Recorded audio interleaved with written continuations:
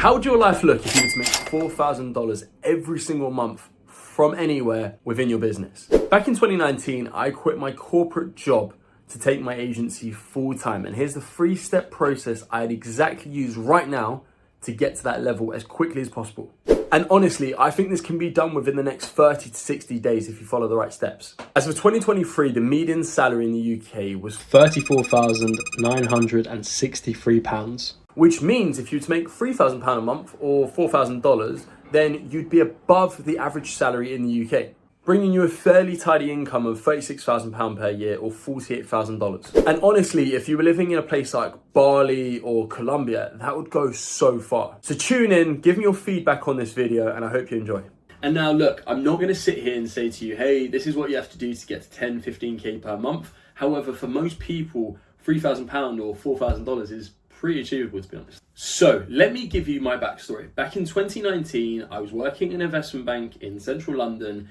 And one day I went to my boss and asked her if I could have an extra 2 hours off for lunch. And it wasn't just so I could chill or do a workout. It was because my uncle had cancer at the time. And we were going to the hospital to see if he was in remission. And I would never forget my boss's response. She said, sorry, can't really do that. You got to speak to HR. And at that moment, I knew I had to quit. However, the stupid thing I did is I quit with only £200 in retainers coming in. If I was you, don't do that. Instead, what I always recommend to clients that I work with is if you're in a full-time job, stick to that full-time job, build your business up on the side until you get to a point where you can make as much money from your business as you are from your job for at least 3 months, and then possibly look to quit your job. Anyhow, let's get into step 1. Step 1, identify one niche and one audience that you can serve. All too often, I talk to people who are going way too broad. For instance, you might be a personal trainer. You might be saying, I help people lose 10 kilos. Come on, let's be real. Instead, and this is an angle that one of my clients and I worked on, was he helps men over the age of 35 who are in full-time jobs become the fittest version of themselves. You see, when we flipped what we're messaging and who we're targeting, we get very, very specific. Think about it. If you had 2 personal trainers to choose from and you're a 40-year-old male who is working a full-time job and hasn't been to the gym in the last year, who's more appealing? This guy or the guy who just says, hey, I help you lose some weight? Here's another example. I help infopreneurs add an extra 30K MRR onto their business within the next 90 days. Mate, we both know you're lying. You ain't done it for yourself.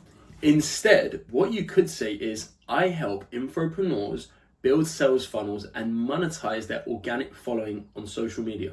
See, the difference between the two is that there's not crazy bold claims. And honestly, I probably get pitched 5 times a day by people with ridiculous guarantees, and I have become ambivalent towards them. Ultimately, you need to know your audience's pain points better than they know their own pain points. Don't head off to ChatGPT and search, what are the main pain points of my market? No, go on to Facebook groups, speak to people in focus groups, heck, go out to the streets and interview people, or go to networking events, we'll get onto that in a second, and see exactly what people want to have solved. Your business is there to solve problems. Step 2, you want to build content pillars around your ideal customer profile's main problems and pain points. Honestly, if you got on the phone with 10 people within a certain niche and asked them exactly what their biggest challenges are, you will learn more than any research you can do on the internet. What I would do here is I would build 10 pieces of content, and these are the 3 pillars that I would follow. Pillar 1, expertise. Expertise is arguably the easiest to replicate because essentially people can go and find Alex Hormozy, find a video that he's done and reshoot it. But this is where point number 2 comes in. Pillar number 2, have some fucking personality. All too often I speak to people who are boring enough that I would rather watch paint dry.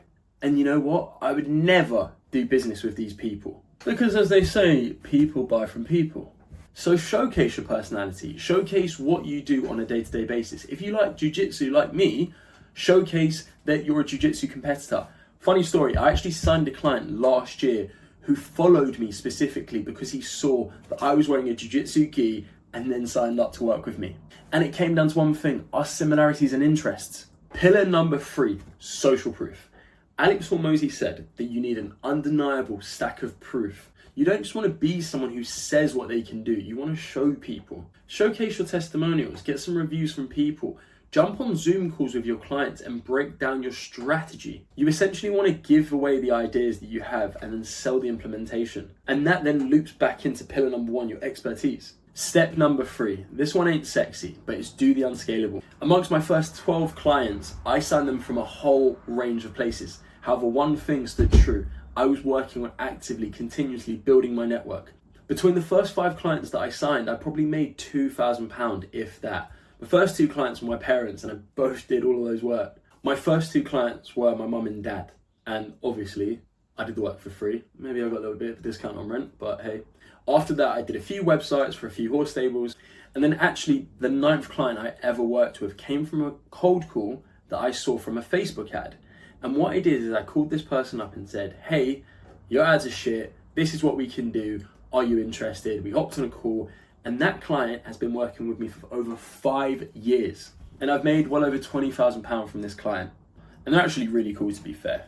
My point is, when you're starting a business, everyone is looking for the shiniest object. They're looking for the most scalable method, whether it be ads or content. But quite honestly, the first array of clients you're going to work with are going to be from your network.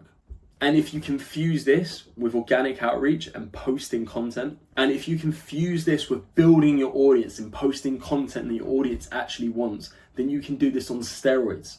And you don't need to make the same mistakes I made. I was an absolute idiot when I started my agency. Point being, you want to do the unscalable work and network. Let me give you some stats actually. 91% of people prefer doing business with people they actually know through their network. A follow-up study by Oxford Economics revealed that 95% of people enjoy face-to-face meetings and doing business with people in that manner. And lastly, businesses with active networking strategies outperform businesses that don't network by 48%. Look, I run a paid ads agency and I understand the importance of ads. However, if there was one thing that I would work on religiously without anything else, it would be my network and my personal brand, because this compounds. Ads are amazing to cherry pick people out that you'd never ever be able to network with. And ads are essentially infinitely scalable, so you should run them. However, if you're just starting out and you want to get to $4,000 per month, do the unscalable work. You'll be amazed if you're able to sign 4 $1,000 clients straight away. You're at the point where you're earning more than the average person in the UK, which in my opinion is obscene. So if you're someone who's in a job and you're feeling like you want to run an online business, take those steps, because I promise you they'll be better than just quitting, trying it, throwing mud at the wall, and 12 months down the line thinking, oh shit, I wasn't able to do it. If you've got any questions, feel free to drop me a message on Instagram. And if you found this video valuable, like and subscribe. And lastly, if you want to see my exact marketing funnel that I'm using across Instagram and here, check out this video above. Adios amigos, see ya.